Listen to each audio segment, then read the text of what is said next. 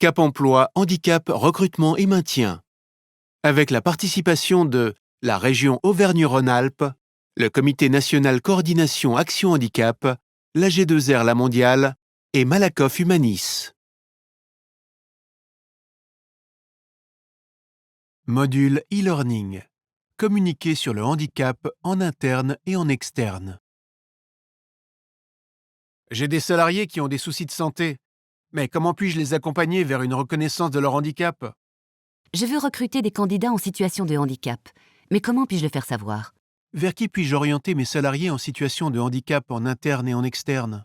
Nous accueillons prochainement un salarié handicapé. Comment en parler à l'équipe? Je dois répondre à mon obligation d'emploi de personnes handicapées. Comment dois-je m'y prendre? Qu'ai-je le droit de dire ou de communiquer autour du handicap dans mes équipes ? Comment évoquer le handicap dans l'entreprise ? Si vous vous posez ces questions, ce module est fait pour vous. Il vous permettra de savoir comment aborder la question du handicap dans l'entreprise, de voir ce que j'ai le droit de dire, comment et à qui, d'identifier les ressources sur lesquelles je peux m'appuyer. Module 1. Ma contribution à GFIP est de 15 000 € cette année. Il faut faire quelque chose. En plus, on a forcément des salariés handicapés dans nos effectifs. Et quand je recherche des candidats en situation de handicap, je n'en trouve jamais. J'ai reçu le bilan intermédiaire. On va payer 15 000 € de contribution. Quelles sont les actions que vous avez mises en place pour réduire ce montant? On a déjà recensé les salariés concernés, mais il y en a peu. Et pour le reste, je n'ai pas beaucoup de solutions. Mais je sais que Cap Emploi peut être un bon interlocuteur sur ce sujet. Bien, alors organisons une rencontre avec eux. Bonjour monsieur, nous sommes ravis de vous voir.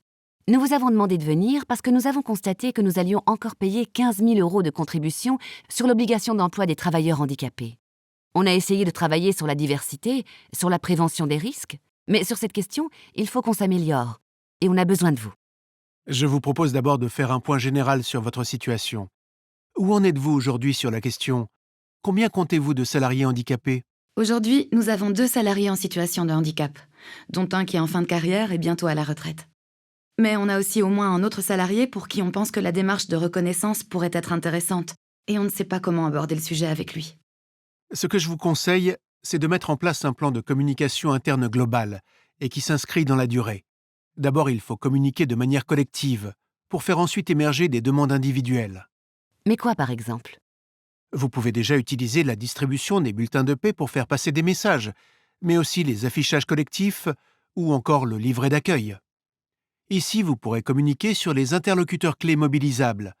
Votre référent handicap, le médecin du travail ou un infirmier, le service RH, éventuellement l'assistante sociale de l'entreprise, ou encore le MDPH et le Cap Emploi du territoire. Vous pouvez également envoyer une notice sur les démarches à réaliser pour obtenir une RQTH.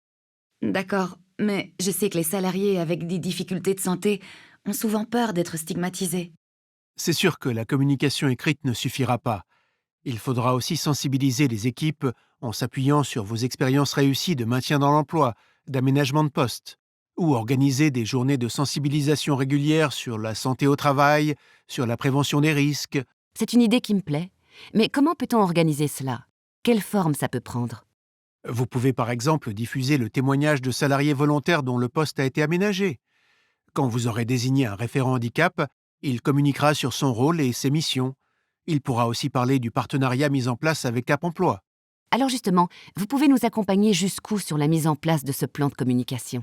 Selon votre organisation et vos besoins, nous pouvons vous proposer plusieurs solutions. Offre de services Cap Emploi, communication et sensibilisation en entreprise.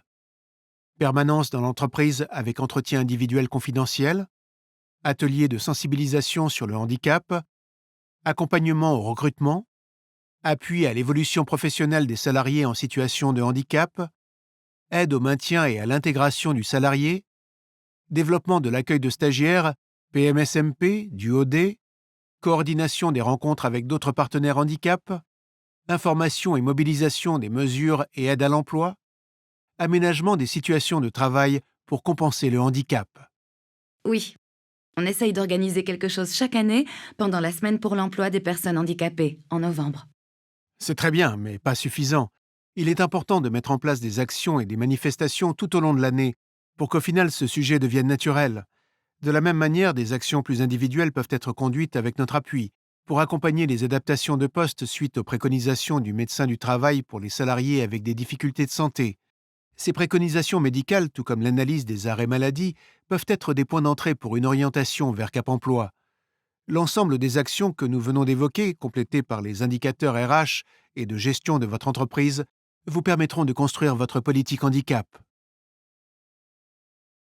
Module 2. Je viens prendre de vos nouvelles suite à notre dernière rencontre pour voir comment votre plan d'action a avancé. Qu'est-ce que ça donne après 3 mois? Nous sommes plutôt satisfaits des premiers retours en interne. 2 salariés se sont manifestés après l'information que nous avions fait passer dans les bulletins de salaire pour nous faire part de difficultés de santé. En plus, avec l'appui du CSE, nous avons désigné notre référent handicap en interne. Et cela commence à produire des effets. Nous avons organisé la semaine dernière avec lui une matinée sur les troubles auditifs. Ah, vous avez déjà désigné un référent. Ça s'est passé comment? Nous avons fait appel à candidature et 3 personnes se sont manifestées. On a donc désigné celui qui avait déjà une connaissance du handicap. Nous l'avons déjà inscrit sur des formations générales d'information sur le handicap et sur une formation de tuteur. Parfait.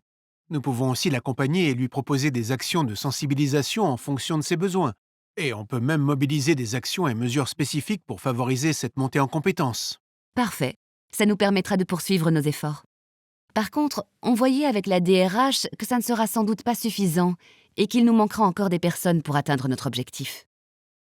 On se dit donc qu'il nous faudra ensuite recruter. Mais où trouver des candidats? Sur ce point, après la communication en interne, il va falloir maintenant définir votre communication externe pour attirer ces candidats. Aujourd'hui, vous vous y prenez comment pour recruter? Nous utilisons divers canaux plutôt classiques. Pôle emploi, les agences d'intérim ou encore des cabinets de recrutement. Et cela vous permet de repérer combien de candidats en situation de handicap? Très peu, il faut bien le reconnaître. Vous leur avez fait part de votre souhait de recruter des candidats handicapés? On l'a évoqué, mais sans aller vraiment sur quelque chose de construit. C'est donc la première étape incontournable. Vous devez indiquer clairement à vos différents interlocuteurs que vous êtes dans une vraie démarche d'intégration de personnes handicapées. Vous pourrez même par la suite valoriser votre engagement d'entreprise handi-accueillante. Intéressant. Et comment peut-on faire? Cela peut se traduire par une démarche de labellisation courante avec une étude préalable, avant de définir un plan d'accompagnement et d'amélioration continue sur ce sujet. Communication, désignation du référent, mention spécifique dans vos offres d'emploi, processus d'intégration aménagé, adaptation des outils d'information interne, livret d'accueil, procédures, site internet, sensibilisation des collaborateurs. Dans un deuxième temps, il est important de confier aussi vos recrutements à Cap Emploi, puisque les candidats que nous vous présenterons seront tous reconnus travailleurs handicapés. C'est sûr que c'est plus clair ainsi, effectivement. Par ailleurs, nous pourrons diffuser vos offres à tout le tissu partenarial handicap du territoire, voire activer pour vous la rencontre avec ceux qui pourront répondre à vos demandes. Très bien. Vous pensez à autre chose? Une bonne communication externe passe aussi par votre site Internet, l'utilisation des réseaux sociaux et tout ce qui peut valoriser votre marque employeur. De même, votre présence sur les forums emploi et les événementiels recrutement divers vous permettra encore de sourcer des candidats en situation de handicap. D'accord. En mettant en place toutes ces actions, nous devrions en effet pouvoir recevoir beaucoup plus de candidatures de personnes handicapées. Mais il faudra ensuite que votre engagement se poursuive pendant la phase de sélection et d'intégration. C'est-à-dire? Il ne faudra pas s'arrêter simplement à la lecture du CV, qui est souvent atypique et ponctué de périodes d'inactivité et de réorientation.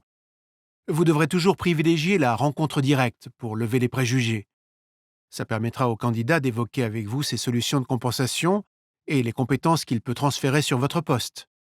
La réalisation de vos entretiens d'embauche doit aussi être adaptée pour libérer la parole autour de ce sujet souvent sensible. C'est vrai que pendant les entretiens, je ne sais pas toujours comment aborder la question. Votre communication d'entreprise handi-accueillante doit inciter le candidat à parler librement de son handicap. Vous pouvez aussi, dans le bureau d'entretien, afficher des informations sur votre politique handicap, sur votre référent et vos processus d'intégration.